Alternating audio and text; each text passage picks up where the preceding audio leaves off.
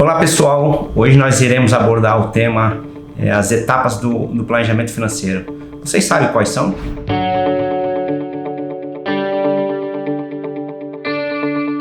Quem não tem vontade de dizer adeus ao trabalho e ficar curtindo a praia durante a semana? Mas para isso é preciso ter muita disciplina, trabalho e perseverança para conquistar a tão desejada independência financeira. Então eu vou te dar algumas dicas das etapas do planejamento financeiro. Primeira etapa é diagnosticar. O que seria diagnosticar? Seria nada mais nada menos tirar um raio-x da sua vida financeira.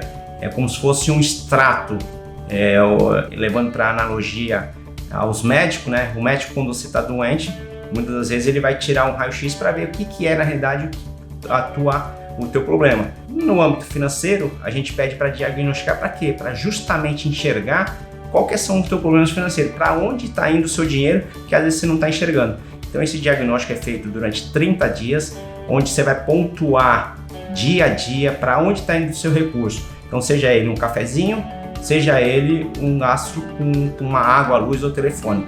A próxima etapa seria sonhar.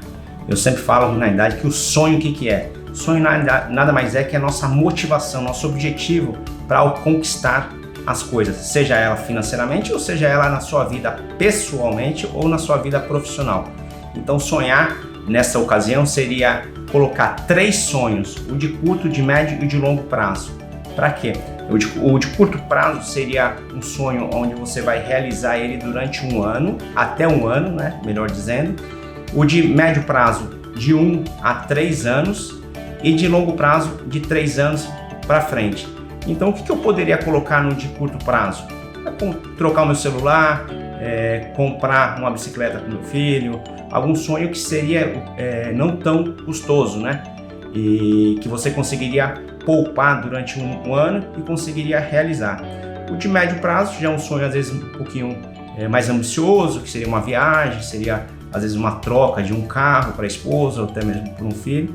E o de longo prazo, às vezes seria para conquistar a independência financeira, um acúmulo de patrimônio onde vai dar um rendimento mensal que mantém seu padrão de vida, né? Ou mesmo trocar o seu apartamento. Enfim, seria um sonho que é onde o valor dele é um pouquinho mais significante.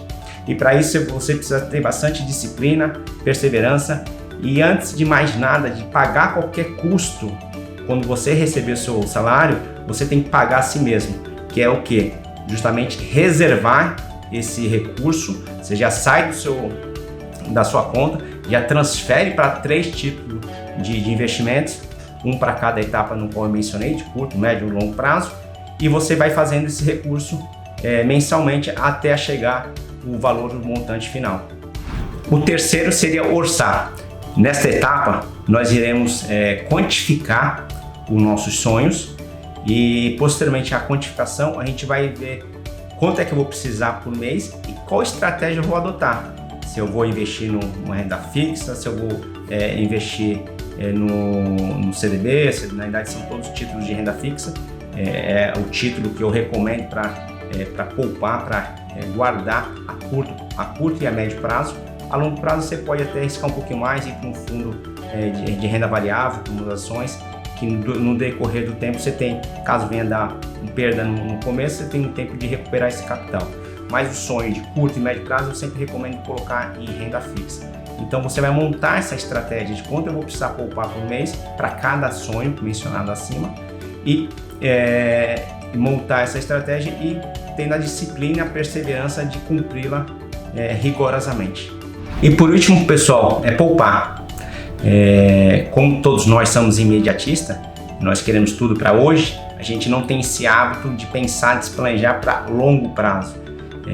Hoje é notório que menos de 10% da sociedade brasileira eles conseguem eles conseguem ter essa disciplina de poupar e ser um investidor visando a sua independência financeira. É para se chamar a atenção, pessoal. Dados divulgados pelo IBGE em 2006 mostrou que 46% dos aposentados dependem de parentes para se sustentar, 28% dependem de caridade, 25% são obrigados a continuar trabalhando para sobreviver e apenas 1% tem a independência financeira. Isso não mudou de lá para cá.